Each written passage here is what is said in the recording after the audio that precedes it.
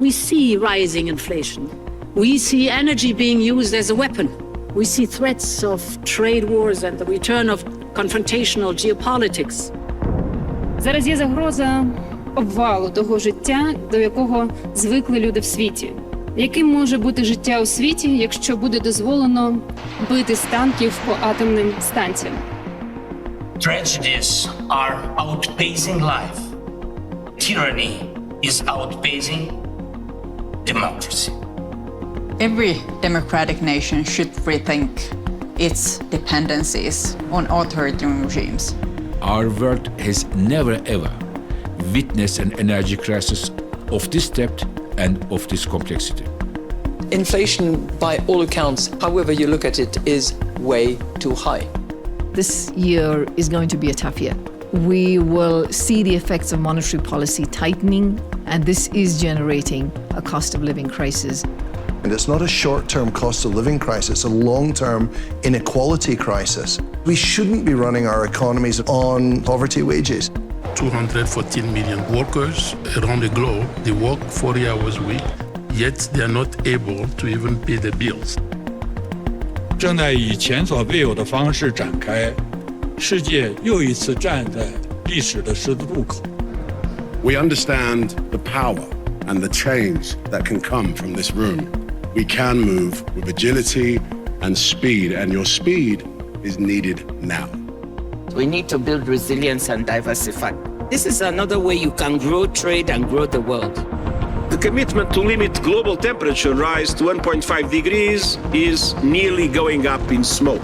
We are headed to a 2.8 degree increase. And for many, it will mean a death sentence. It is now crystal clear that the future belongs solely to renewables. When you look at the distribution of the green skills around the world, so much needs to happen in the global south. We're not investing nearly enough, and it's no good for us to say we don't have any money, because we're the only people who do have any. We need to mobilize more capital going to developing countries, and to do that, we need to de-risk those investments. No government has enough money to effect this transition as fast as we need it. In the end, it's going to be private sector investment.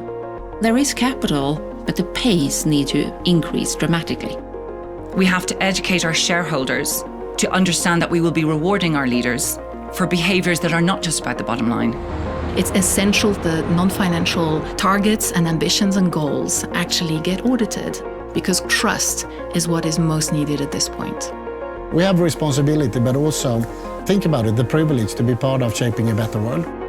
We have a long way to go when it comes to meaningful participation in decision-making. Through collective responsibility, we have the capacity to turn the challenges into opportunities. Bringing the virtual and the physical worlds together, we will be able to solve more challenges. A world that is more integrated is a world where we are connected on the basis of our humanity, and we recognize how much we depend on each other. It's easy at times to be discouraged when you see some of the setbacks, but the big wheel is turning in the right direction. I want to see real commitments. I want to see global leaders actually taking action. We don't have the time to postpone this.